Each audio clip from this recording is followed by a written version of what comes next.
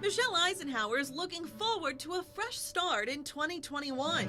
If we didn't have mask sales last summer. The small business owner out of Brownsburg just applied for her second PPP loan. She's hoping it'll help carry her through this spring's slow sales. There's a lot of uncertainty with that. Michelle was one of thousands of people who applied for the Paycheck Protection Program in 2020 as well. She said she got just enough money to pay her rent, utilities, and staff for 2 months. It's very humbling. CBS4 has been digging through this data for months. We found out the Small Business Administration distributed $9.5 billion throughout Indiana alone. We were able to help small businesses survive through PPP loans like you've never seen before. At least 12 companies received the maximum amount of money available, including V Global Holdings LLC in Indianapolis, Diverse Staffing Services Inc. in Indy, and Draper Inc. in Spiceland.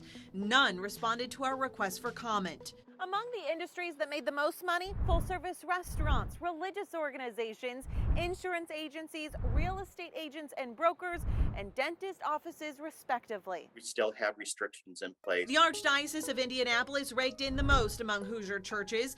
It received $2.4 million. 100% of that money went for salaries for people.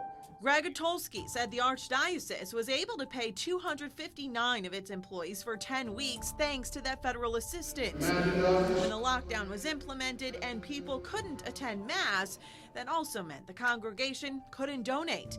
It led to a 50% cut in church revenue and a challenge, just like everyone else, to pay the bills. I think a lot of people somehow think the Catholic Church is like sitting on a huge amount of money and has all these resources. Well, our assets are tied up in our churches, in our schools. It's in property. Some of you have questioned why huge corporations receive millions of dollars when several mom and pop shops like Michelle's, for example, are still struggling.